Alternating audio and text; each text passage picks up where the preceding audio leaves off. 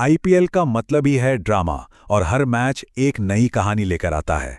आज हम बात कर रहे हैं एक ऐसे ही रोमांचक मुकाबले की, जहां एक टीम थी जो जीतना भूली नहीं थी और दूसरी टीम थी 5 बार की चैंपियन। ये कहानी है पंजाब किंग्स के दमदार प्रदर्शन की, एक ऐसी रात की जहां दो बिल्कुल अलग पारियों ने मैच का रुख ही पलट दिया। तो देखिए, मैच शुरू होने से पहले ही माहौल एकदम सेट था।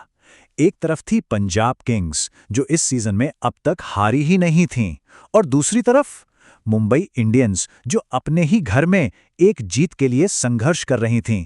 मतलब एक तरफ फॉर्म थी तो दूसरी तरफ एक्सपीरियंस। सवाल यही था कि कौन किस पर भारी पड़ेगा। तो मैच शुरू हुआ और कहानी का पहला चैप्टर लिखा पंजाब के गेंदबाजों ने। उन्होंने मुंबई की पारी की शुरुआत में ही ऐसी सेंध लगाई कि चैंपियंस संभल ही नहीं पाए।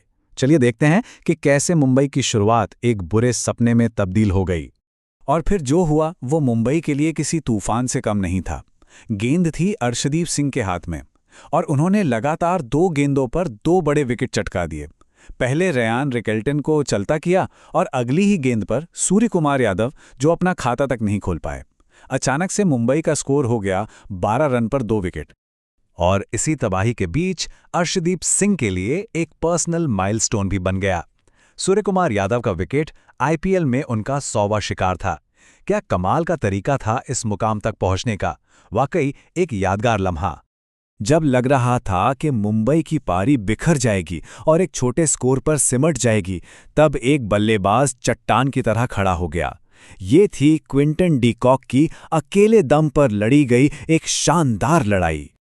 असल में मुंबई की पूरी पारी की कहानी सिर्फ 2 नामों के इर्द गिर्द घूमती है, क्विंटन डी कॉक और नमन धीर।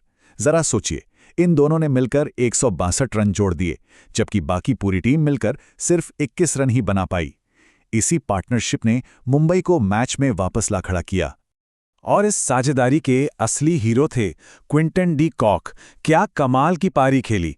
सिर्फ 60 गेंदों में 112 रन, वो भी नॉट आउट, जिसमें 8 चौके और 7 जबरदस्त छक्के शामिल थे। ये उनका तीसरा आईपीएल शतक था और इसी की बदौलत मुंबई एक सम्मानजनक स्कोर तक पहुंच पाई। लेकिन इस पारी में सिर्फ बल्लेबाजी ही नहीं, फील्डिंग का भी एक बेहतरीन मोमेंट देखने को मिला, जब मुंबई के कप्तान हार्दिक पांड्या का एक हैरत अंगेज कैच लपका पंजाब के कप्तान श्रेयस अय्यर ने। मतलब कप्तानों के बीच भी एक अलग ही टक्कर चल रही थी। तो डी कॉक की इसी हीरो वाली पारी की बदौलत मुंबई ने बोर्ड पे टांग दिए 195 रन्स, एक बहुत ही मजबूत टोटल। अब सारा दारोमदार पंजाब के बल्लेबाजों पर था। क्या वो इस बड़े लक्ष्य का पीछा कर पाएंगे? अब बारी थी पंजाब की, और उन्होंने आते ही अपने इरादे साफ कर दिए। ये कोई डरा हुआ या सहमा हुआ चेज नहीं था, ये एक पावरफुल स्टेटमेंट था, एक विस्फोटक जवाब। और ये फर्क तो पावर प्ले में ही साफ दिखने लगा था। जहां मुंबई ने पहले 6 ओवरों में सिर्फ 35 रन बनाए थे 2 विकेट खोकर, वहीं पंजाब ने भी 2 विकेट गंवाए लेकिन रन बना डाले 61। यहीं से चेज की एक मजबूत नींव रखी गई थी। और इस जबरदस्त शुरुआत के बाद क्रीज पर आए 2 बल्लेबाज, जिन्होंने मुंबई से ये मैच पूरी तरह छीन लिया। एक अग्रेसर और एक एंकर, दोनों ने मिलकर मुंबई की गेंदबाजी को तहस-नहस कर दिया। 139 रन। जी हां, ये थी वो पार्टनरशिप जिसने मुंबई की सारी उम्मीदों पर पानी फेर दिया।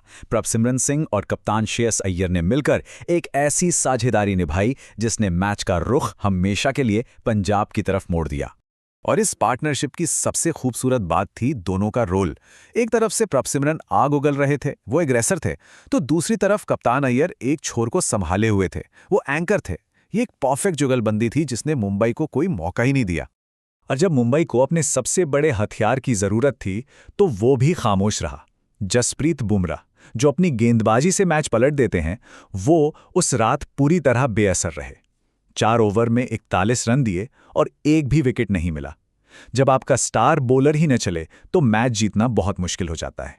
तो इस शानदार जीत का आखिर नतीजा क्या हुआ? चलिए इस मैच के बाद पॉइंट्स टेबल पर एक नजर डालते हैं और देखते हैं कि दोनों टीमों के लिए इसका क्या मतलब था। और पंजाब ने ये टारगेट ऐसे वैसे नहीं, बल्कि 21 गेंदें बाकी रहते हासिल कर लिया।